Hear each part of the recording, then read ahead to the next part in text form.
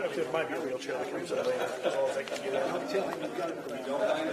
I don't mind, but if there's a gentleman that does show up periodically, that you want to really go without blocking.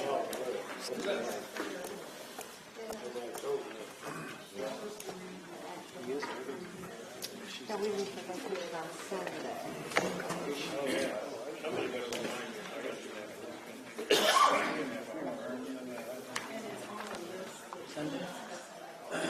Yes. I didn't get my invitation. I can get my back. Well, you'd be stopped in the car with me and David and Ryan, who you don't know my daughters, but they're three women,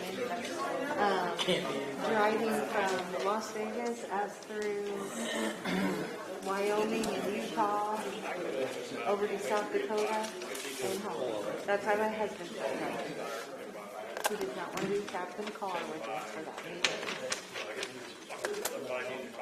Good evening. I've got 7 o'clock. We'll go ahead and call the June 12, 2025 Shelby County Board meeting to order. And we'll stand for the pledge of allegiance to the flag of the United States of America and to the republic for which it stands, one nation under God, indivisible, with liberty and justice for all. Lord, we thank you for another day, a beautiful day it was. And may this meeting go on as beautiful as the day was. Amen. Thank you.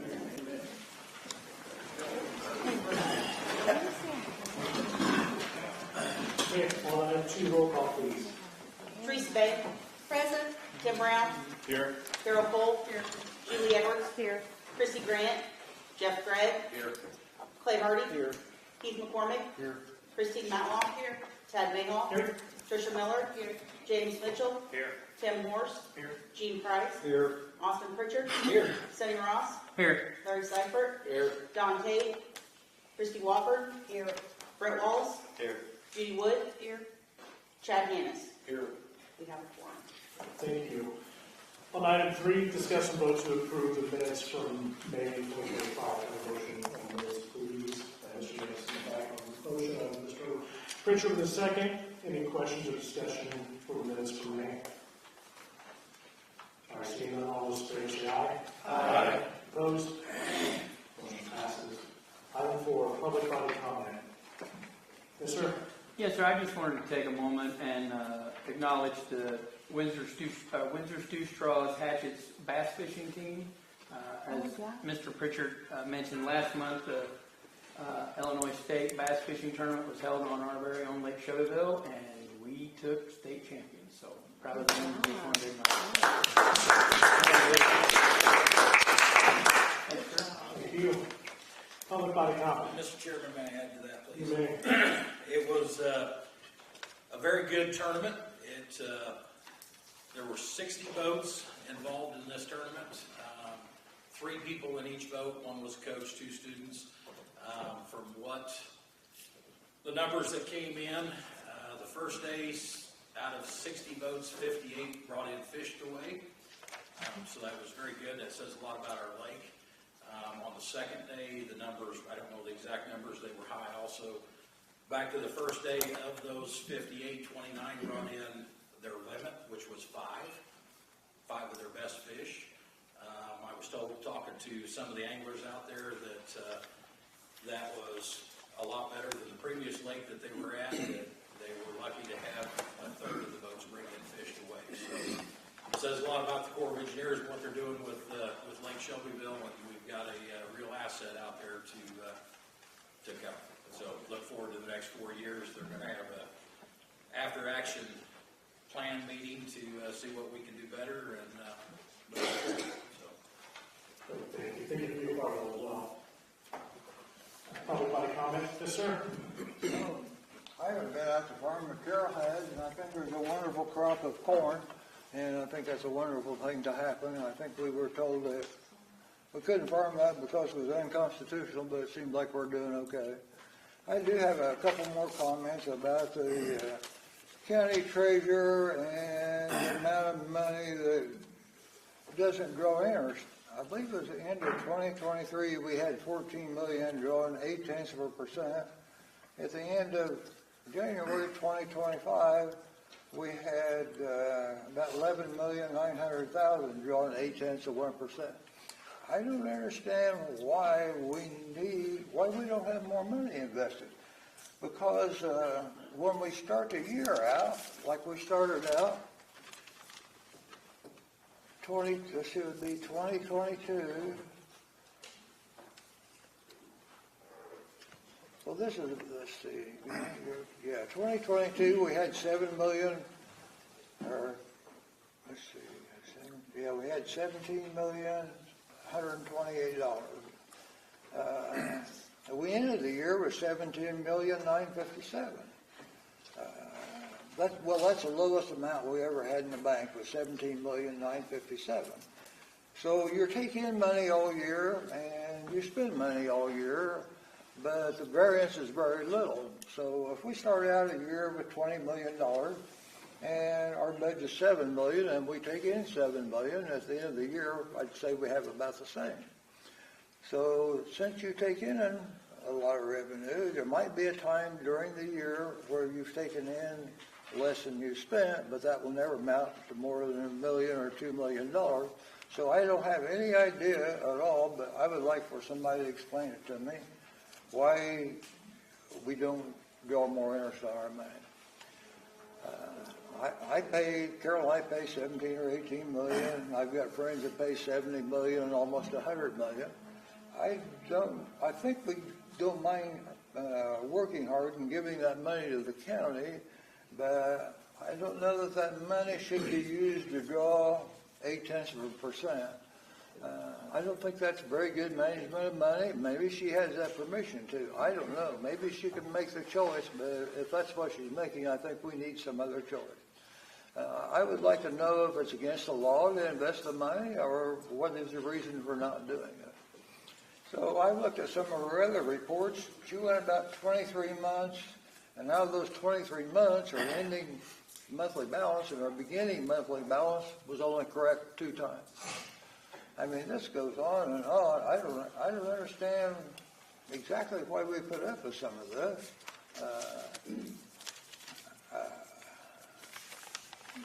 So she talks about all this corruption. Kirk's talked about corruption in the county.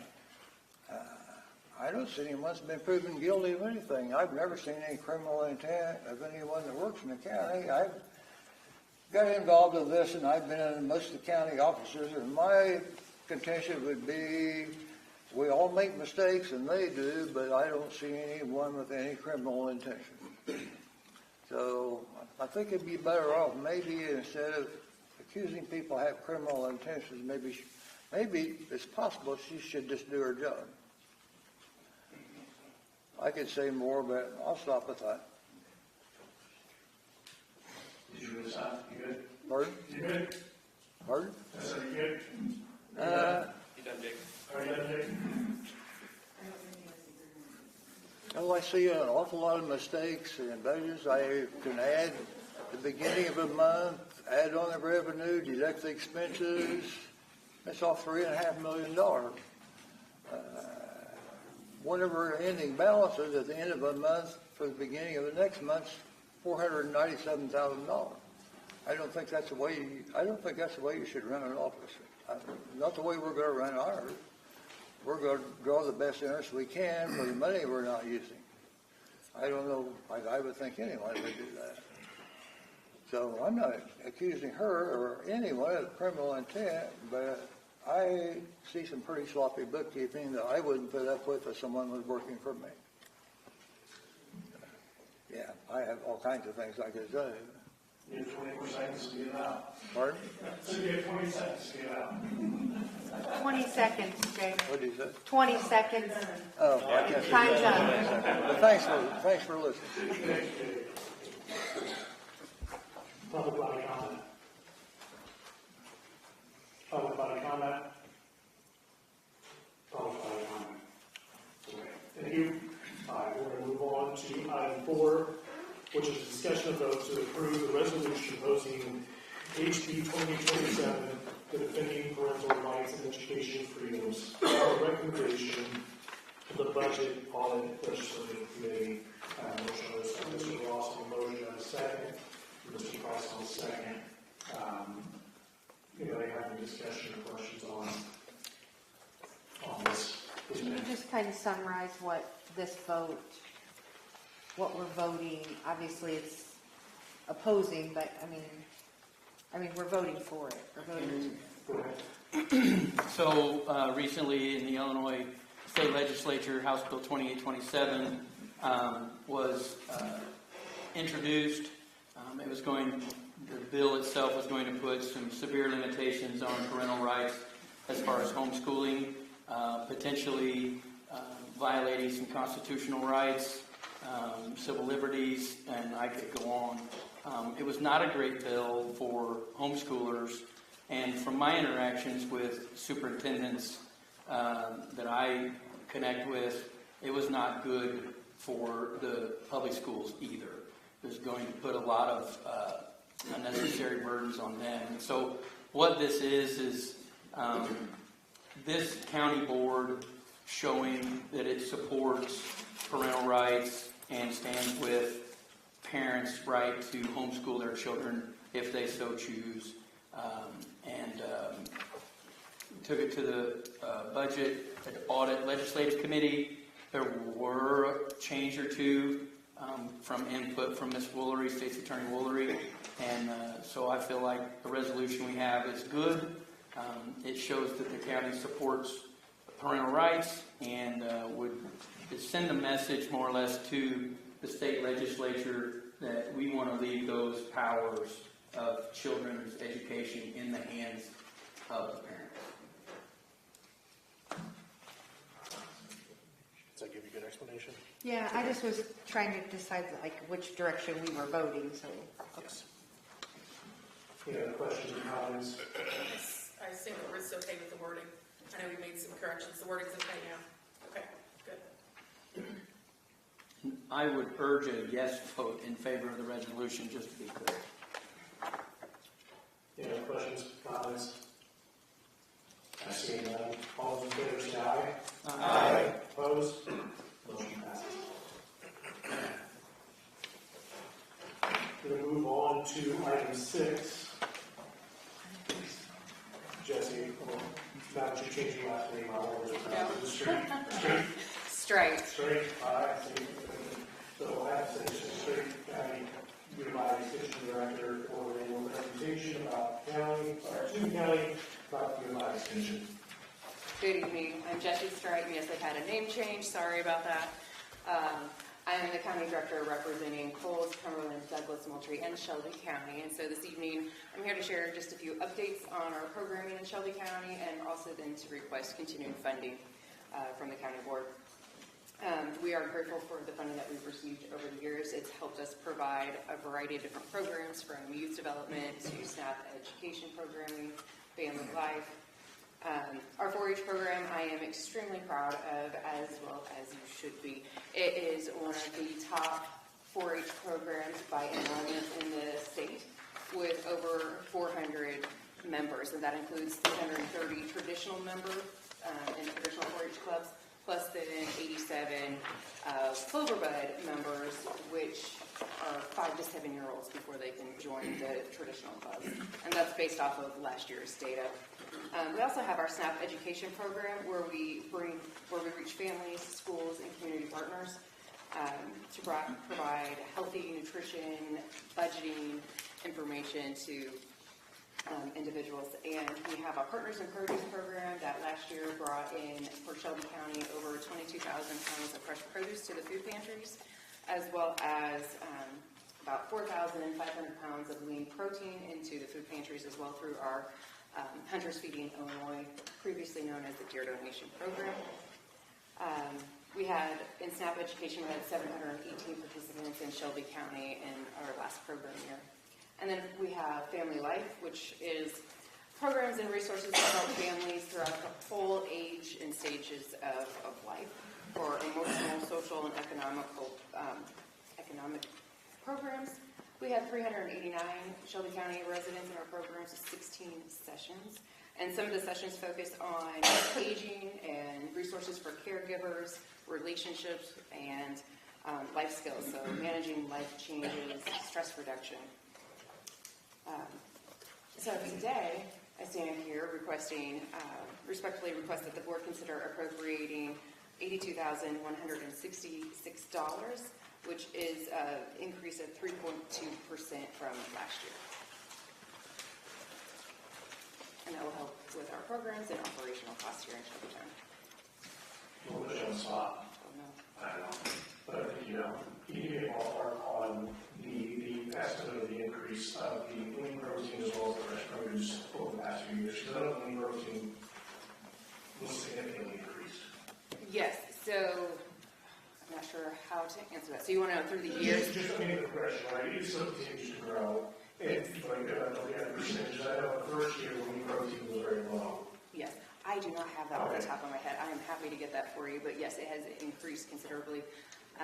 We changed our model this past year where instead of delivering to the food pantries, they were actually coming and picking it up from the processors, which helped a lot. But yeah, we increased because the word got out over the last 3 years, and participation has also increased. But I can get the specifics on how much it has. Sure, families not that important. I mean, I do remember the numbers was working with you that they were significantly increasing every year to help your local families. Yes. So, thank you. Do we have any questions for Jesse? No? All right, then we'll move on to item 7, which is discussion of vote to approve the annual fiscal year 2026 agreement between Shelby County Board and the U of I Extension Office for continued financial support of $82,166. I have a motion, please. Official motion, silent on second. Any discussion, questions? Yes, ma'am. Do we budget for this? Is this something that we budget for every year? This is the levy part. It's part of the levy part of it. Do we levy that much? This is for next year. Oh, this, okay, I'm good. I'm good. Okay. Any other questions, comments? Seeing none, roll call, please. Bain? Yes. Brown? Yes. Cole? Yes. Edwards? Yes. Gregg? Yes. Hardy? Yes. McCormick? Yes. Matlock? Yes. Mayhaw? Yes. Miller? Yes. Mitchell? Yes. Morse? Yes. Price? Yes. Pritchard? Yes. Ross? Yes. Seibert? Yes. Wofford?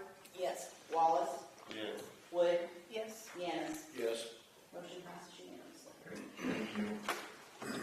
Item 8, discussion vote to approve the following.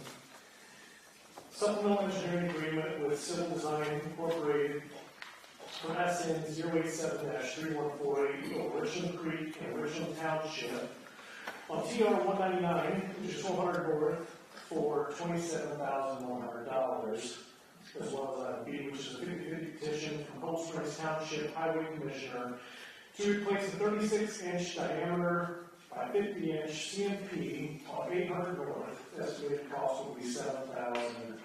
Can I have a motion on these 2 items, please? Ms. Bain, Mr. Wallace, second. Appendorf.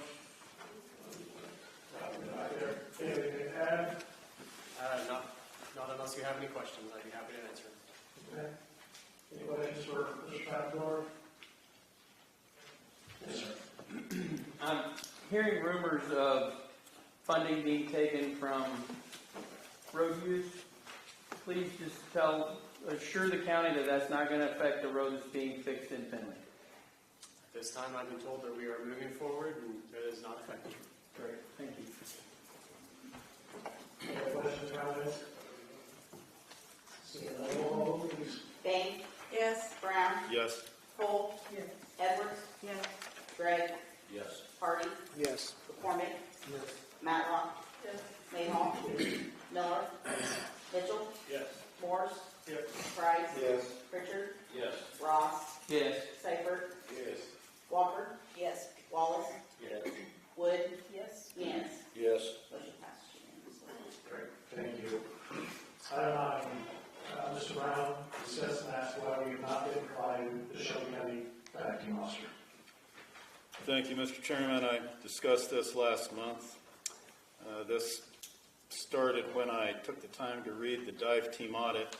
I read that a roster of the dive team members was asked for, but not provided. The roster that is listed in the audit is actually a roster, as it reads, from several years ago, I believe from a FOIA request. I would just like to point out, I think that a unit of Shelby County government should be transparent. And if an auditor is asking for a list or a roster, that roster should be provided. I was provided with the roster that came from a FOIA, which I'm glad to get a roster, but it should not have taken a FOIA to get it. So anyway, I got a roster. So with your permission, Mr. Chairman, I'll move to item number 10. Please do. Yeah, same thing. I read through the dive team audit, and it was on page 7, I believe. It was listed that there's no record keeping or no means of record keeping for call-outs. Also, I remember at a public body comment, I think it was a former board member, just asked the question, how often does the dive team get called out? And there was no response. So I am kind of curious. I would like to know. So, I hope that from this day forward, the dive team can do like the audit says they should do and keep a record of call-outs and rescues. And with your permission, Mr. Chairman, I'll move on to item 11.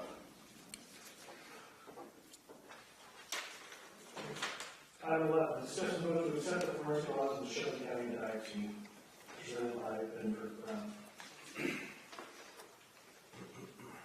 I think it speaks for itself. I would like to make a motion that we approve the audit of the dive team provided by Benford and Brown. Mr. Brown, motion, second. Mr. McCormick, second. Discussion? I'd like to call for the question. Okay, vote has been called. Roll call vote, please. Bain? No vote means that it will not be released. No. Brown? Yes. Cole? No. Edwards? Yes. Gregg? No. Hardy? Yes. McCormick? Yes.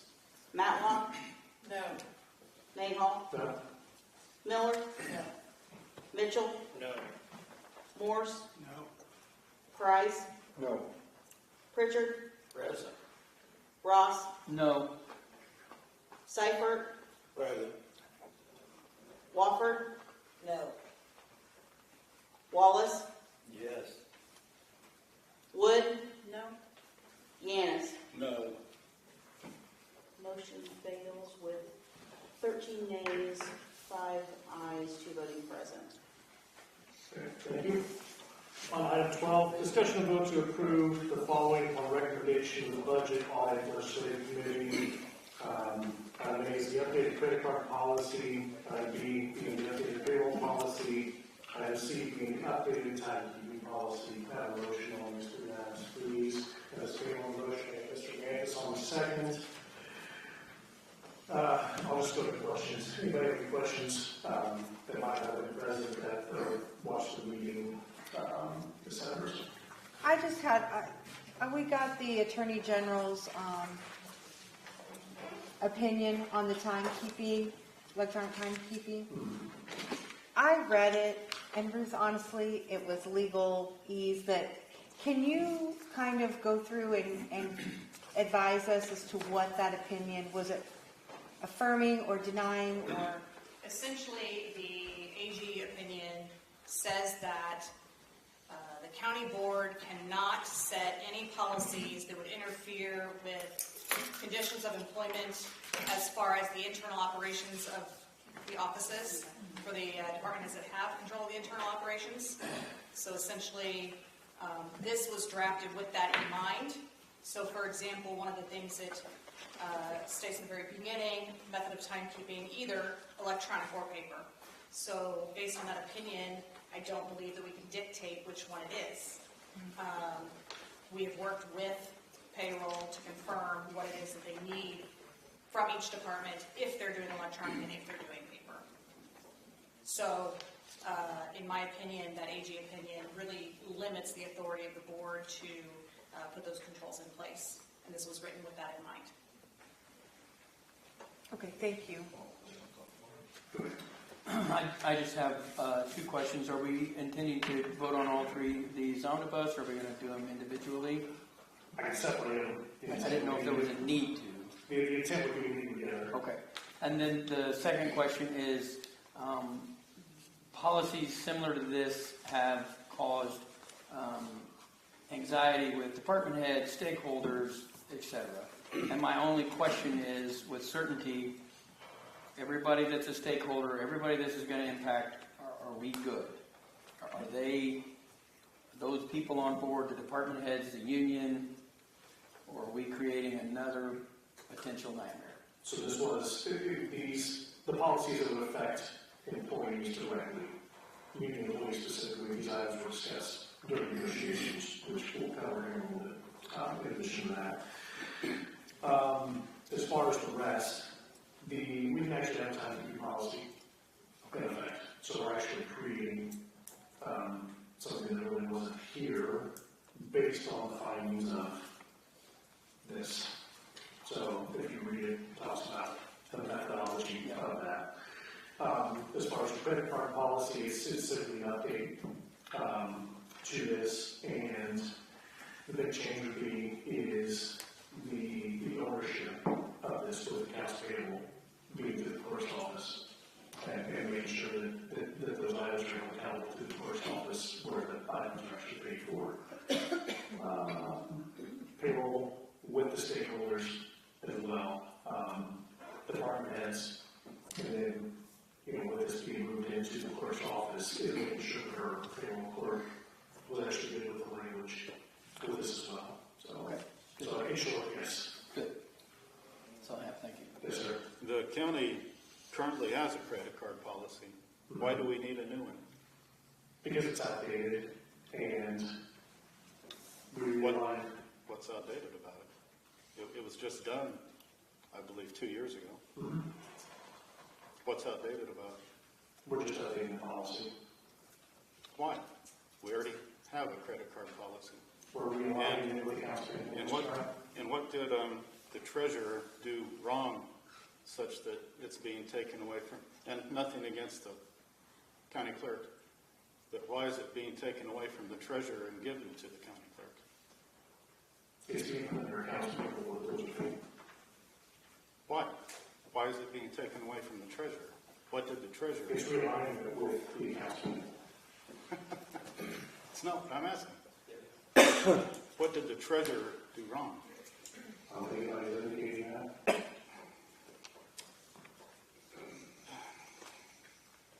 Okay. Any questions, comments? I see none. All those in favor of three policies, say aye.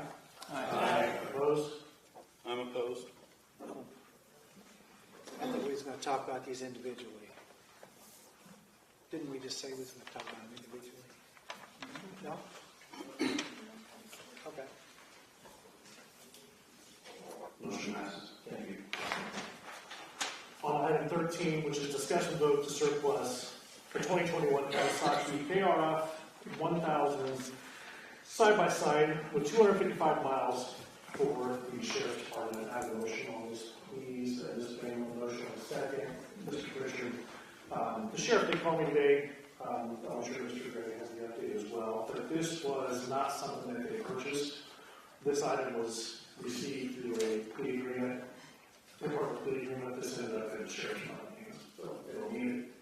And so he's going to surplus it. So with that, any other questions or discussion on this? Okay. Seeing none, all those in favor say aye. Aye. Opposed? Motion passes. Thank you. On to item 14, discussion of vote to approve the contract with AFSCME effective 9/1 of 2024 through 11/30 of 2027. Motion, all this please. Mr. Yanis on the motion, a second. Ms. Mallett on the second. I was just start off by thanking Ms. Matlock and Mr. Yanis for their help in these negotiations. Both of them brought some different backgrounds and experience that lend us to get through that process, as well as Ms. Lori for her and Mr. Rose towards the end, who took a vested interest in employee situations here. So with that, I'll answer any questions that I can to the best of my ability. I would like to make a comment. I was very disappointed that Michael Tappendorf was not asked to be a part of the negotiations. Mr. Tappendorf has been present.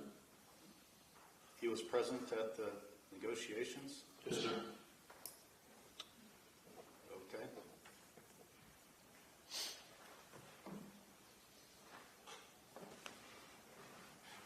Any questions?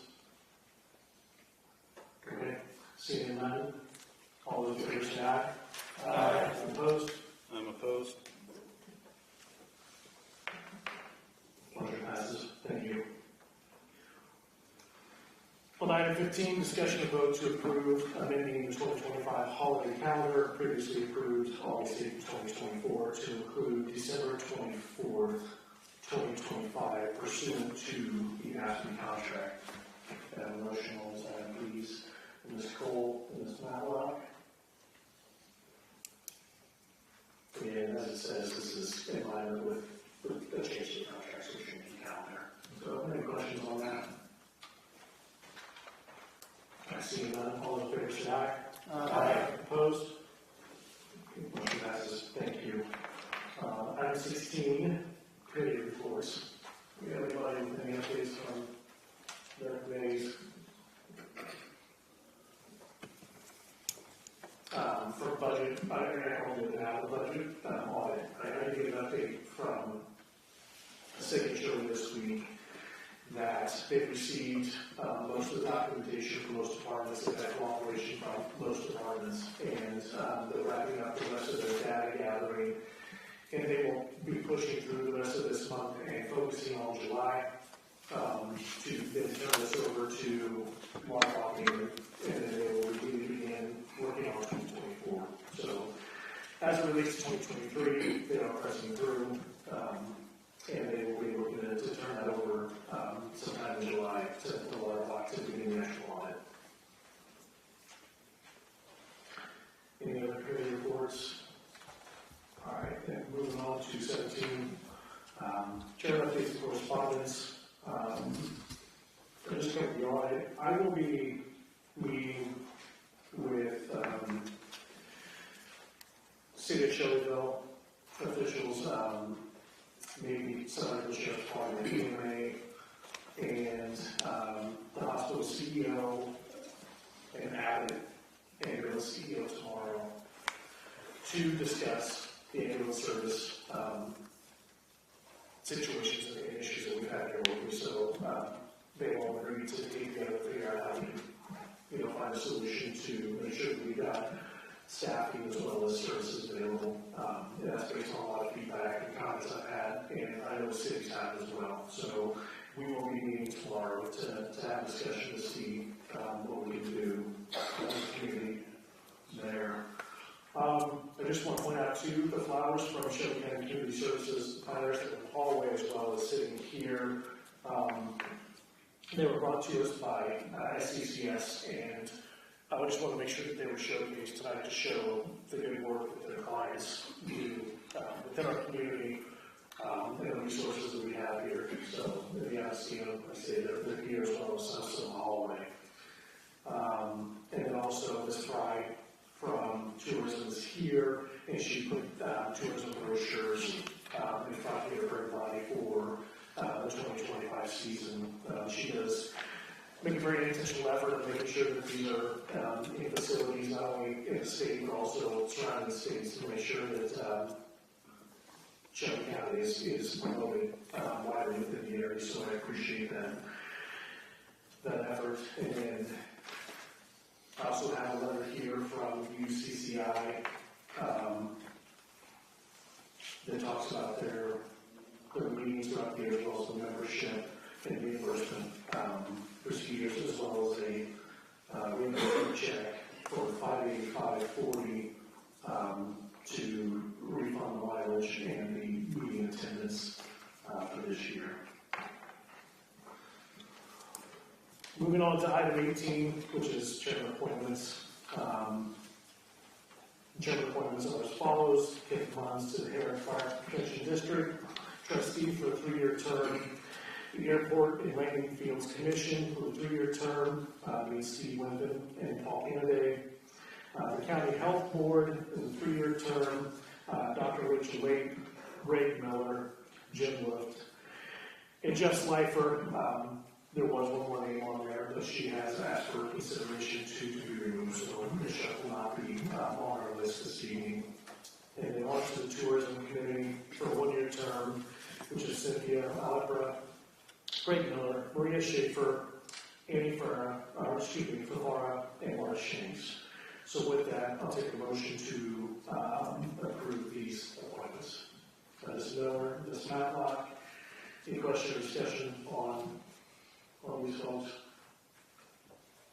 Okay, seeing none, all those in favor say aye. Aye. Any opposed? Okay, motion passes. Item 19, full business. Okay, seeing none, we move on to item 20, which is approve the payment of claims. Motion to approve the claims. Ms. Bain, motion, Mr. Richard, the second. Ms. Bain, anything to add on claims this evening? No. Okay. Got them all. Okay. All right. Seeing none, roll call vote, please. Bain, Yes. Brown, Yes. Cole, Edwards, Yes. Gregg, Yes. Hardy, Yes. McCormick, Yes. Matlock, Yes. Nahal, Yes. Miller, Yes. Mitchell, Yes. Morse, Yes. Price, Yes. Pritchard, Yes. Ross, Yes. Seibert, Yes. Wofford, yes, Wallace, Yes. Wood, Yes. Yanis. Yes. Motion passes unanimously. Great, thank you. All right, we're on to item 21, public body comment. Yes, ma'am. I just wanted to say thank you for passing the resolution to protect parental rights and home education freedoms on behalf of the home educators in Shelby County. Thank you for coming a couple weeks ago to discuss that and educate us as well, so I really appreciate that involvement there. Thank you. Public body comment. Yes, sir. Can you tell us whether or not the credit card policy includes a provision for county board members to get credit cards?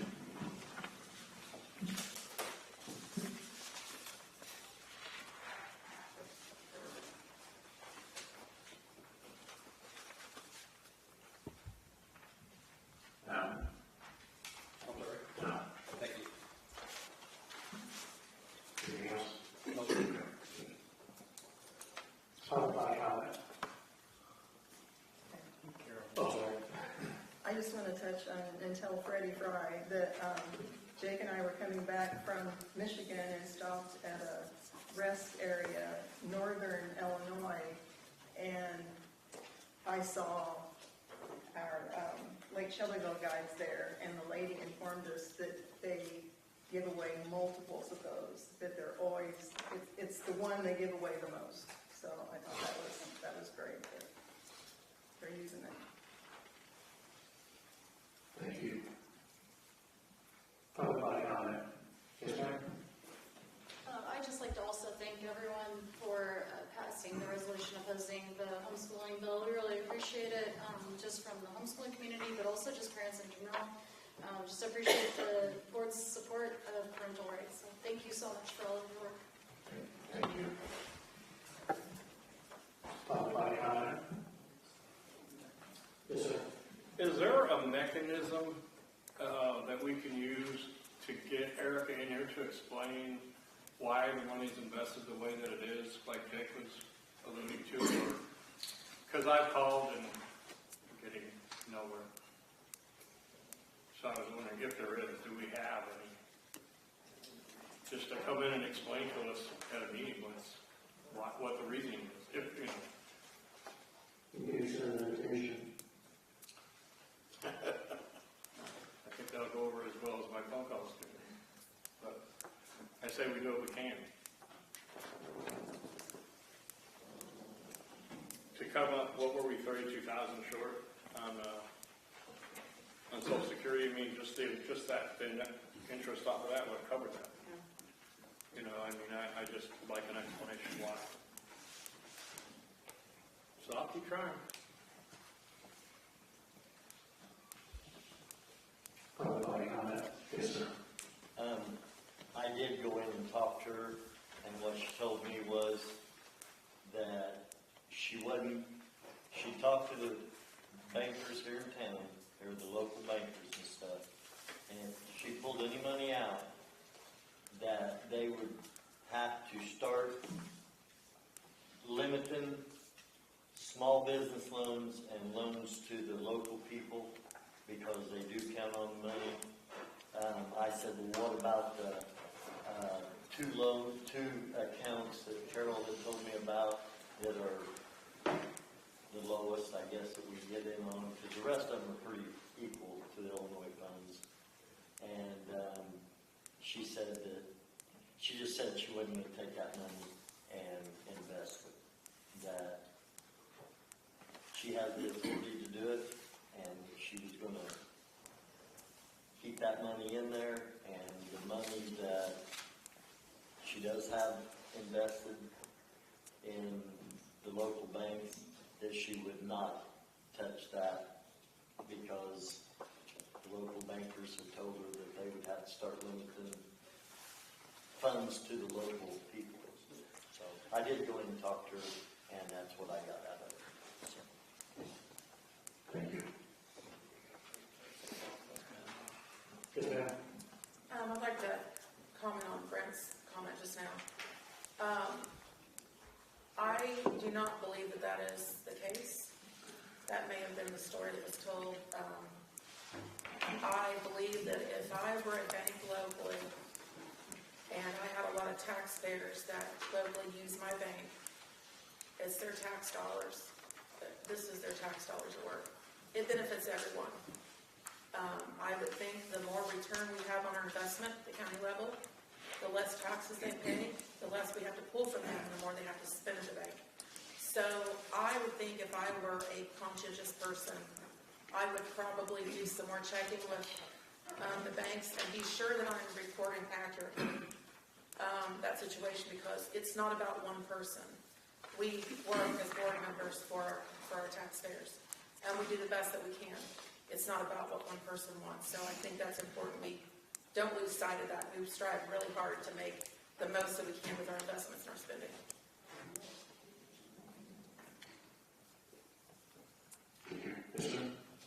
I'd like to echo what our chairman said last month. It's not just the rate of return, we also want to hold on to our principal. We don't want to lose our principal chasing after a unrealistic rate of return. I'm not educated on the Illinois Fund. I don't know. I have had friends who've bragged about investments and ended up losing their principal. So, thank you, Mr. Chairman. One other thing on the Illinois Fund thing, she did say, I don't believe I was at that meeting that the Illinois Fund lady was here. I could be wrong about that. I don't remember. But she did say that it was point blank asked, Dawn Tate. She said Dawn Tate asked point blank the lady that was presenting it from Illinois Funds that asked if we could lose our money. And she said that I would bet my paycheck, that you wouldn't lose your money. So, like I said, I don't remember that. I don't remember if that was said or not, but that was another thing. It's not risk. I mean, there is some risk to us losing the money, and that's what she was going at too. I'm not going to. She said she wasn't going to put the taxpayers' money at risk, because that lady said she had better check that they wouldn't lose it, so. I forgot about that she did say that. Because I asked her, I said, what would be the reason? And she said, well, Dante point blank asked her if we could lose our money altogether. And she said, well, we bet that our paycheck that we wouldn't lose it. So that's all I got. Yeah, I'm sorry. So, Well, we're not going to get into a debate on this. So it's public comment, and it didn't sound like it was okay with that, to begin, but we've used our a lot of time, just for the sake of time, and entering into a debate, so. No, you're good. Yeah, thank you. So just a couple of comments that I have, about the comments there on the Illinois funds. I would think that if the Illinois funds goes below NAV and they lose principal, that there's nothing safe. I mean, at that point, the government bonds are about as much as anything. So even investing in the local FDIC, local so-called insured bonds, at the point that if those investments that they're invested in, which are about as ironclad as you can get, if they go below net asset value, there's nothing safe, no matter what kind of, there's no real guarantee. So it's just as James said last month, and I echoed, this is kind of a no-brainer in my world, that we are leaving $500,000 or $600,000 a month a year on the table that the taxpayers can benefit. And just one other quick comment, if we do want to leave this money locally in the bank because we believe that it benefits the community, if we do, there's better rates of return than 0.8% at any of the local banks currently, that money could be invested at a higher rate and still lent out to the community. So there are ways to, I think, increase our rates of return. Thank you. Any comment? Did you know already? Several people had two turns. Well, just one person did, and I didn't use the exact glasses on, but I'll give you a little leeway here. It's just, my only point is with the investment policy, if you haven't read it, I would encourage you to read it. It was approved by the county board. Thank you. Yes, sir. Yeah, in that investment policy, I can't remember if it's the first, second, or third one, but the highest rate of return is mentioned as one of those investment policies. So even if it was approved by the county board, the treasurer is currently not following that investment policy, which is their own. It's true, Kirk. You can read it. It's on the website. You just don't like that I proved it wrong.